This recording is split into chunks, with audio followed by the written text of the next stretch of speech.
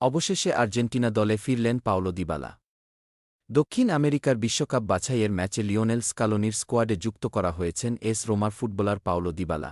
জাতীয় দলে ফেরাকে গুরুত্ব দিতে সম্প্রতি সৌদি আরবের ক্লাবের দেওয়ার বিশাল অঙ্কের অর্থের প্রস্তাব ফিরিয়ে দেন দিবালা।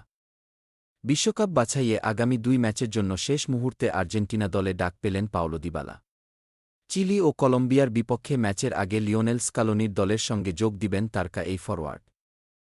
আর্জেন্টিনা জাতীয় দলের অফিসিয়াল এক্স হ্যান্ডেলে সোমবার দিবালার দলে অন্তর্ভুক্তির বিষয়টি জানানো হয়। আগামী 5 সেপ্টেম্বর বুয়েন্স এইরেসে চিলির বিপক্ষে 2026 বিশ্বকাপ বাছাই পর্বে নিজেদের সপ্তম ম্যাচ খেলবে আর্জেন্টিনা। 4 দিন পর স্বাগতিক কলম্বিয়া বিপক্ষে খেলবে বিশ্ব চ্যাম্পিয়নরা। ফুটবল বিশ্লেষকদের ধারণা, চোটের কারণে দলে লিওনেল মেসি না থাকায় সুযোগটা পেয়েছেন দিবালা। আর্জেন্টিনার কাতার বিশ্বকাপজয়ী দলে এবং সদ্য কোপা আমেরিকা জয়ের দলেও ছিলেন না 30 বছর বয়সী এই ফুটবলার। কারণটা ফুটবলীয় বলে জানান কোচ।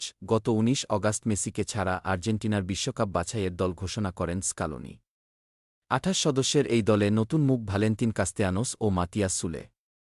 25 বছর বয়সী ফরওয়ার্ড কাস্তেয়ানোস খেলেন ইতালিয়ান ক্লাব লাৎসিওতে। আর 21 বছর বয়সী সুলে খেলেন আরেক ইতালিয়ান ক্লাব এস রোমায়।